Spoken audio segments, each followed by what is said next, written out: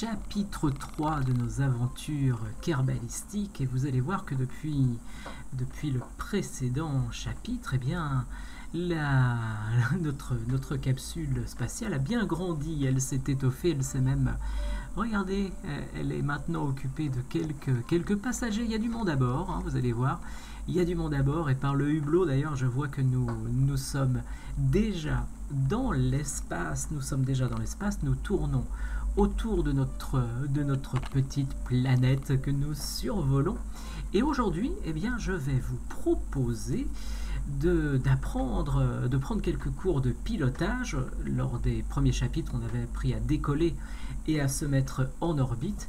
Et aujourd'hui, eh bien, je vais vous apprendre comment nous allons réussir à manœuvrer, voyager autour de la planète, peut-être même à un moment donné envisager de redescendre. Donc, comment fait-on pour piloter notre capsule spatiale? Alors, petit point de situation, notre fusée a décollé il y a quelques poignées de minutes. Elle tourne autour de la Terre. Alors regardez la trajectoire qu'elle suit, c'est donc ce cercle bleu que vous voyez ici, autour de notre planète, trajectoire parfaitement circulaire, marquée par 2 points. Alors je vais les rappeler parce que ça fait longtemps qu'on ne s'est pas mis tout ça en tête. 2 points, le périastre, vous vous souvenez, le périastre, c'est le point le plus bas de notre trajectoire. Nous sommes à 148 km à peu près au-dessus de la surface, et de l'autre côté, juste là,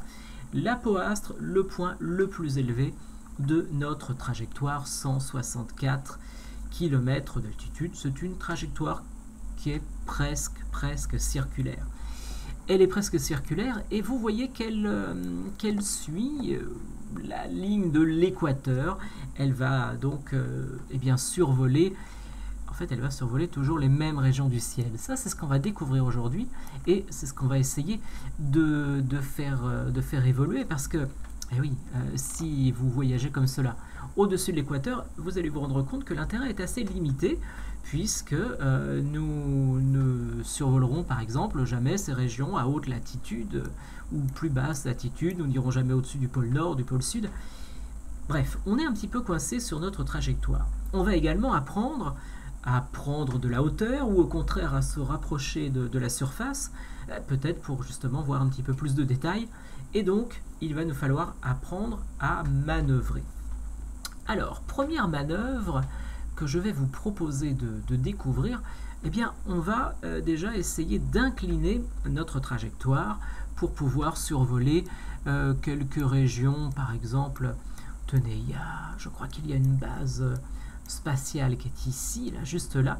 Eh bien, comment pourrait-on faire pour changer notre trajectoire de façon à la survoler?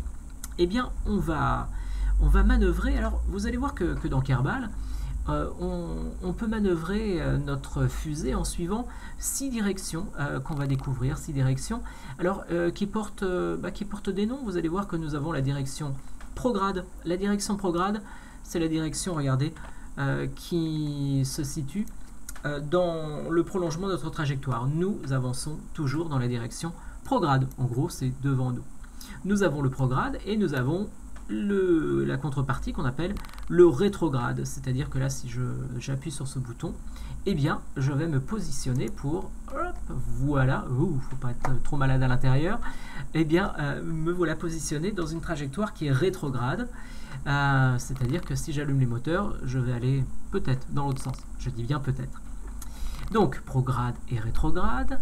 Nous avons également, on va le découvrir, une trajectoire dite normale et une trajectoire antinormale. Normale, c'est-à-dire que nous allons partir, regardez, vers le haut. Alors vers le haut, c'est un haut relatif, c'est-à-dire qu'on va partir à 90 degrés par rapport au sens prograde, mais en restant, par rapport à notre centre de gravité, on va rester, on va pas aller à l'opposé du centre de gravité, on va aller vers le haut, je peux pas le dire autrement.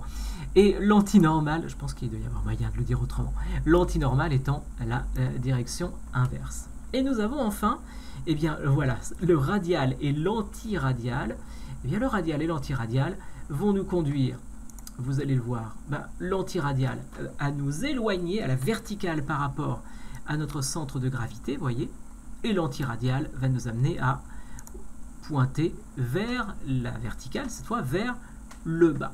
Donc, 6 directions, prograde, droit devant nous, rétrograde derrière nous, normal et antinormal, je l'ai dit, au-dessus et en dessous, et enfin,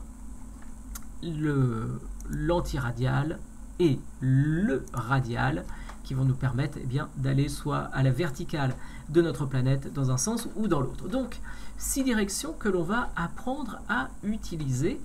Et comme je vous disais, la première modification de trajectoire que nous allons faire, nous allons la faire de façon à incliner notre trajectoire vers le haut. Je vous l'ai dit, nous allons essayer de passer au-dessus de notre base qui est ici. Donc ce que l'on pourrait faire, éventuellement, on pourrait imaginer se positionner, voyez, on va placer une trajectoire, une manœuvre ici, et faire grimper notre trajectoire. Allez, hop, direction notre base, 90 degrés, comme ça. Le problème c'est que si je dois passer, en fait, il faut imaginer, regardez un petit peu, si je me rapproche de la trajectoire, je vais faire un virage pratiquement, vous voyez, tac, tac, en angle droit, et ça consomme énormément de carburant. Regardez un petit peu, j'aurais besoin de faire varier ma vitesse de 6600 mètres par seconde. C'est absolument énorme, dans Kerbal c'est énorme, et surtout, je sais que je n'ai pas assez de carburant pour le faire.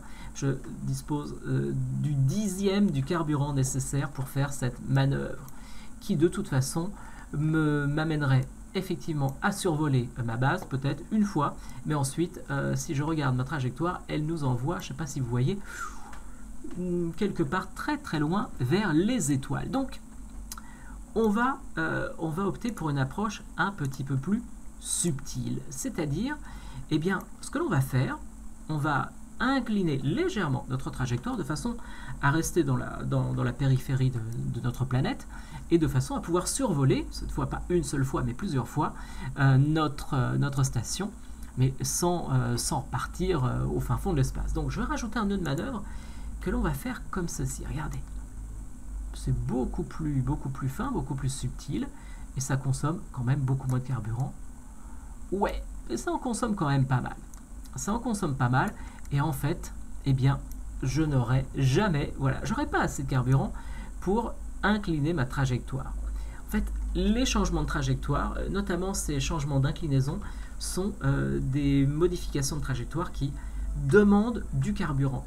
Et c'est pour ça qu'en général, si on a décidé d'opter pour une trajectoire, non pas le long de l'équateur, mais une trajectoire inclinée par rapport à l'équateur, qui va nous permettre de survoler des zones de plus haute latitude, on prévoit cette inclinaison dès l'instant du lancement. On évite de faire des corrections de trajectoire importantes une fois qu'on est déjà lancé à très très grande vitesse. C'est plus facile de modifier la trajectoire quand on est à basse vitesse que quand on est à haute vitesse. Je peux prendre, si vous voulez, je peux prendre une comparaison, vous allez comprendre assez facilement l'idée. Si vous prenez un caddie de supermarché que vous remplissez de packs d'eau, vous voyez, un truc bien lourd, et dès l'instant où vous commencez à avancer, l'inertie est telle que pour changer de trajectoire, vous allez devoir fournir énormément d'énergie, et là c'est la même chose. Donc on va essayer autant que possible de modifier notre trajectoire dès le lancement. Donc là ici on pourrait tout à fait modifier notre trajectoire en activant notre moteur pendant, vous voyez, à peu près une vingtaine de secondes, en l'orientant dans la bonne trajectoire, donc dans la, j'avais dit quoi déjà, dans la trajectoire dite normale, comme ceci, au bon moment bien sûr, au bon moment quand j'arriverai sur ce nœud, et donc là je peux corriger ma trajectoire. Si je veux aller dans l'autre sens, c'est pas très très compliqué, il suffit que je corrige ma trajectoire dans l'autre sens, c'est la même chose, ça fonctionne de la même manière. Donc là j'ai une petite marge de manœuvre qui me permet, voyez, d'incliner dans un sens ou dans l'autre, qui me permet d'incliner ma trajectoire. Ok, Ça nous sera utile. On y reviendra dans un prochain chapitre. Je vous reparlerai de ces manœuvres, notamment quand on voudra se rapprocher d'une station spatiale. Elle n'est pas encore conçue. Ce sera l'objet du prochain chapitre. Ça sera, vous verrez, assez délicat comme manœuvre. Mais on n'y est pas encore. Ne grillons pas les étapes. Alors, moi j'aimerais vous proposer de découvrir les autres manœuvres possibles, prograde, rétrograde, radial, anti-radial, moi qui m'intéresse beaucoup parce que, tenez, regardez, je vous ai dit tout à l'heure que ma trajectoire, elle était pas circulaire mais presque. Moi j'aimerais qu'elle soit parfaitement circulaire, j'aimerais que les deux points de ma trajectoire soient à la même hauteur, que je sois toujours à une même hauteur par rapport à la surface. Donc, deux possibilités, hein. Soit je redescends mon apoastre, soit je remonte mon périastre. On va choisir, je vais choisir plutôt de remonter le périastre ici, comme ça on pourra faire la manœuvre en pleine journée, vous verrez beaucoup mieux ce qui se passe. Donc je pourrais me mettre là, comme ceci, et là, puisqu'il s'agit de remonter, eh bien très simplement, je vais ajouter une manœuvre ici. Si je veux remonter, le bon sens voudrait que je fasse une manœuvre dans cette direction, dans la direction dite antiradiale. Bah oui, regardez, si je vais dans la direction antiradiale, je vous montre où est ma fusée, enfin ma capsule, je vais dans ce sens-là. Et là, notre intuition nous dit, si je fais ça, je vais monter. Ça paraît assez logique. Et bien ça ne l'est pas. Vous allez voir que ça ne marchera pas si je fais une correction comme ceci. Je vais me mettre au-dessus de ma planète et regardez ce qui se passe.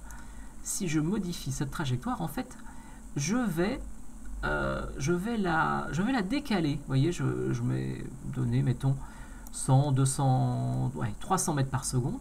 Regardez ce qui se passe.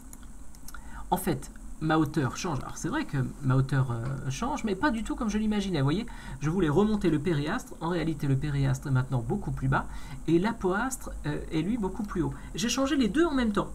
Et en fait, j'ai entamé une sorte de décalage complet de ma trajectoire. En fait, ce qui se passe, c'est que là, en opérant de la sorte, je vais ajouter ma vitesse actuelle, 2100 et quelques mètres par seconde. Je vais lui rajouter 300 mètres, mais à 90 degrés. Résultat, je modifie complètement ma trajectoire, mais je n'obtiens pas le résultat souhaité.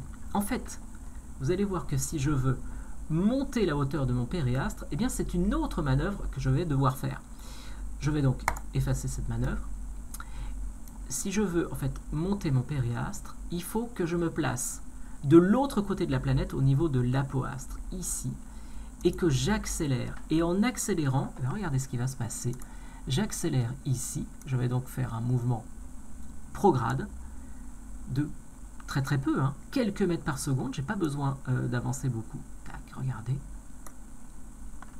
Une dizaine de mètres par seconde, c'est 3 fois rien.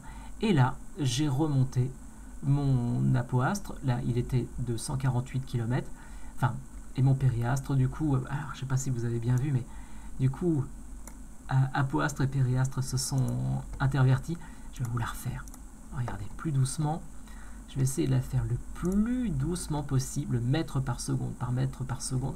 Alors, il y a plusieurs façons de faire dans Kerbal. Il y a plusieurs façons de faire pour modifier une trajectoire. On peut tirer sur les poignets comme ceci, vous voyez, zouk, zouk. Alors, soit tirer, soit pousser pour diminuer. Ça fonctionne dans les deux sens. On peut également le faire à partir du nœud de manœuvre qui est ici. Alors, vous le voyez apparaître ici, en cliquant simplement.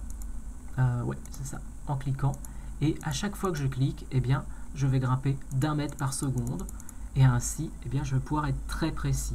On peut même d'ailleurs ajuster la précision, faire des pas plus courts. Là, vous voyez que ça monte 14,4, 14,6, 14,8. On est très précis. Au contraire, si on a envie d'augmenter, vous voyez là, le curseur me permet de monter d'un seul coup de 100 mètres par seconde, 115, 165. Bon, on a des incréments qui nous permettent de régler très finement. Bon, là pour l'instant, j'ai besoin d'une dizaine de mètres par seconde, pas beaucoup plus. Tac. Et là, vous voyez, j'ai même les informations qui me disent quelle sera ma trajectoire à la fin de ma manœuvre. Vous voyez, 164, 153. J'augmente un petit peu jusqu'à arriver à avoir 161, 163, ouais, 163,9, 164,2. Là, j'ai une trajectoire qui est presque circulaire. Mais vous voyez cette manœuvre, je vais la faire quand je suis de l'autre côté. C'est-à-dire qu'il faut que je sois de l'autre côté pour que ma manœuvre ait un effet sur le point de ma trajectoire qui m'intéresse. Donc on n'est pas du tout comme dans Star Wars où on peut monter et descendre comme ça, tourner à droite, tourner à gauche. Non, là il faut anticiper très largement à l'avance ma manœuvre. Donc, ce que je vous propose, on va la faire, hein, cette manœuvre. On va avancer de 11,4 mètres par seconde dans 3 petites minutes. On n'en est pas très loin. Voilà, je me place dans la bonne direction, évidemment. Alors, c'est une manœuvre qu'on va faire de nuit, semble-t-il. Ça, c'est pas très gênant. Il suffira d'allumer les phares des fois qu'on croiserait quelqu'un dans notre coin d'espace, ça m'étonnerait. Et donc, ça va être une manœuvre très courte, où je vais essayer de la doser vraiment au micro-poil, mais ça va quand même me donner l'occasion de vous préciser une chose. Là, ma manœuvre, théoriquement, elle est très courte, parce que j'ai conservé mon deuxième étage de fusée. Or, il faut savoir une chose, c'est que ces manœuvres de correction, on ne les fait jamais avec les moteurs principaux de fusée, qui ne sont pas prévus pour être allumés sur des temps très courts et allumés de manière répétée. Il existe des moteurs qui peuvent être réallumables, mais c'est pas encore la généralité. En général, un moteur est prévu pour un usage unique, enfin en tout cas pour être allumé une seule fois. En général, les corrections de trajectoire se font avec des tout petits moteurs que je vous montrerai tout à l'heure quand il fera un petit peu plus clair, des moteurs de trajectoire, ce qu'on appelle couramment les RCS, des tout petits moteurs alors qui ont la particularité de permettre des impulsions très courtes, très précises, répétées, on peut les utiliser autant de fois qu'on veut, mais et très légers aussi. Ces moteurs sont très petits. La contrainte, c'est ils fournissent des poussées extrêmement faibles, précision, mais très faible poussée. Et la difficulté, surtout pour nous dans le jeu, c'est que ça prend énormément de temps. Donc je vous les montrerai tout à l'heure à l'œuvre, mais là juste pour gagner du temps, j'ai raté le temps de ma manœuvre. Je suis très bavard, c'est pas grave. On va compenser tout de suite, on va la rattraper. Voilà, ça y est, j'ai lancé mes moteurs, vous voyez, et je vais couper mes moteurs. Maintenant, bon, je suis pas parfait aujourd'hui, mais on n'en est pas très loin. Et j'ai une trajectoire donc 165, 163. On n'est pas très loin du cercle. Et comme je vous disais, eh bien, je vais avancer dans le jour pour vous montrer ces petits RCS. Alors, que je fasse pas de bêtises, avancer jusqu'ici. Voilà, je vais vous les montrer de plus près, ces petits moteurs. Or là, on les voit très bien, ils ne sont pas toujours aussi bien visibles sur les engins, les vrais engins spatiaux. Vous voyez, ce sont mes 4 petits moteurs que vous voyez ici, 1, 2, 3, enfin 4 ensembles de moteurs, et ils fonctionnent de la manière suivante. Je peux opérer, vous voyez là, j'ai activé les RCS ici, et je vais pouvoir, par exemple, eh bien, donner des petites corrections très courtes. Là, ici en mouvement rétrograde, là en mouvement prograde, mais je peux ensuite m'en servir pour faire des translations très fines. Ce sera très utile quand on voudra notamment accoster vers notre station spatiale, où on va vraiment pouvoir pivoter en haut, en bas, à droite, à gauche, vers l'avant, vers l'arrière, de manière extrêmement précise. Ce sont les moteurs qui sont utilisés sur les capsules spatiales pour aborder l'ISS et donc pour effectuer des corrections de trajectoire. Je vous l'ai dit, normalement, ces moteurs que vous voyez ici ne sont pas utilisables. D'ailleurs, tiens, je vais vous en faire la démonstration tout de suite en imaginant la fin de notre voyage. On va redescendre sur Terre, et pour redescendre sur Terre, eh bien, je pense que maintenant vous avez à peu près compris l'idée. Il va falloir que j'abaisse mon périastre de façon à ce qu'il arrive jusqu'à 0 km, jusqu'à la surface. Et donc, si vous avez compris l'idée, eh bien, il faudrait que je réduise ma trajectoire en partant de l'apoastre, que je rajoute une manœuvre en rétrograde comme ceci, jusqu'à atteindre, tac, 0. Là, vous voyez, mon périastre se trouve à 13 km en dessous de la surface. Bon, je vais faire je vais le faire proprement, tac, comme ça, là je suis à 100 mètres en dessous de la surface. On ne va pas creuser, hein, on a des parachutes qui vont nous permettre de freiner avant. Et en fait, vous allez voir que, s'agissant de notre planète, on n'est même pas obligé d'aller jusqu'à 0 km. On va se positionner à une cinquantaine de kilomètres d'altitude et on va ensuite laisser notre atmosphère finir le travail, nous freiner en réalité. Ce qui va permettre d'économiser du carburant. Surtout, ça va permettre d'avoir une entrée dans l'atmosphère qui va être un petit peu plus subtil. Vous voyez, si je freine brusquement, je vais rentrer très très vite dans l'atmosphère, je vais m'échauffer très fortement, je risque de détruire ma capsule. Si je choisis un angle un petit peu plus faible, eh bien j'aurai besoin de moins de carburant, je vais frotter moins brutalement et donc je ne risque pas d'endommager ma capsule. Et ce que je vais faire, eh bien je vais faire ma manœuvre de façon à ce que je rentre en pleine journée. C'est mieux, c'est quand même plus intéressant. Retour en pleine journée, on va voir où on va se poser. Donc, normalement, vous voyez, je vais devoir freiner de 80 mètres par seconde. J'ai largement assez de carburant. Bon, j'ai largement assez de carburant, mais normalement, je vous l'ai dit, je n'ai pas cet étage propulsif. Normalement, je l'ai largué. Bon, là, pour les besoins de la manœuvre, je vais vous l'expliquer dans 5 secondes, enfin un tout petit peu plus. Vous allez comprendre que si je fais la manœuvre avec des RCS, vous allez passer votre temps à me regarder appuyer sur un bouton sur la touche H de mon clavier et vous allez m'abandonner très très vite. C'est pas le but. Donc, imaginez un petit peu, oups là, il est en train de se mettre en manœuvre. Nous sommes à quelques secondes du point de notre trajectoire et là je vais faire la manœuvre avec les RCS. Je ne vais pas la faire avec mes moteurs principaux mais uniquement avec les RCS et ça va être très très long pour passer de 83 mètres par seconde à pour effectuer mes 83 mètres par seconde, ça va être interminable. Regardez pourquoi. Je lance les RCS maintenant et vous voyez, ça diminue. 81 mètres. 80. 79. C'est long, hein. C'est long. C'est comme ça que ça se passerait véritablement. On aurait des poussées très très très longues. Alors vous le voyez, hein, mon périastre, vous le voyez ici, il est en train de diminuer, de descendre. Quand une capsule de chez SpaceX fait ce genre de manœuvre, ce sont des poussées qui prennent plusieurs minutes, 10 minutes, un quart d'heure. Ça, c'est pas un souci. On a le temps quand on est dans l'espace. On n'a pas le problème du chronomètre. Donc, voilà l'idée. On va faire cette manœuvre comme cela sur le long cours. Bon, allez, je vais le faire beaucoup plus rapidement. Je vais le faire avec mon moteur principal. Mais je vous le dis, dans la réalité, ce moteur principal, il a déjà été éjecté depuis très très très longtemps. D'ailleurs, on n'aurait pas la possibilité de le rallumer. Je triche un petit peu. On va le faire tout de suite, regardez. On va redescendre notre périastre. Voilà. Jusqu'à atteindre la vitesse nécessaire. Tac, on ne doit pas être mal. J'ai un périastre qui est à 54 km. C'est l'objectif que je visais. Moi, je visais les 55.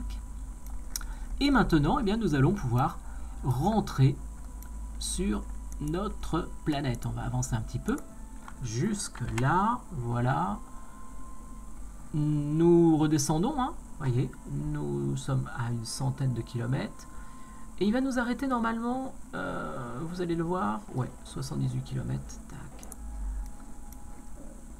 On va redescendre et nous allons toucher l'atmosphère autour des à 70 km. Donc, ce qu'on va faire, on va larguer notre étage propulsif qui ne nous sert plus à rien à partir de maintenant. Voilà, j'ai largué mon étage propulsif, la descente est inéluctable. Alors, ce que j'aurais peut-être dû faire, vous voyez, dans l'absolu, j'aurais peut-être dû faire une petite manœuvre de façon à larguer mon étage propulsif, non pas devant moi, mais plutôt au-dessus, en dessous ou sur le côté, de façon à éviter de me le reprendre dans la figure dans quelques instants quand nous allons toucher l'atmosphère. parce que lui aussi va toucher l'atmosphère, et je ne sais pas dans quelle mesure on va pas le prendre en rebond. Bon, ce sera la surprise que je vais vous proposer dans quelques poignées de secondes. Alors, où sommes-nous? Ça y est, nous sommes tout près de l'atmosphère, il fait jour, tac, ça y est. Nous allons accélérer puisque nous sommes en chute libre. Le but du jeu, ce serait de freiner, mais là, on est en train d'accélérer. En chute libre vers la surface. On accélère alors que nous sommes dans l'atmosphère, mais c'est assez normal. À 67 km de hauteur, l'atmosphère n'est pas suffisamment dense pour compenser la gravité de la planète. Ce sera à partir de 55 km que vous allez voir véritablement la vitesse diminuer. Les frottements vont faire que ça va chauffer de plus en plus fort, comme vous allez le voir. Je vais accélérer un tout petit peu le temps. Voilà. Vous allez voir progressivement donc les effets de l'atmosphère. Pour l'instant, nous continuons à gagner de la vitesse. Le but du jeu étant d'arriver non pas à 2300 mètres par seconde, là évidemment on s'écraserait à la surface, mais d'arriver à une vitesse qui sera comprise entre 5 et 10 mètres par seconde à peu près. Donc 60 km de hauteur. Là vous voyez, hein, ça ce sont donc mes petits RCS, ça c'est mon carburant, le carburant de mes RCS.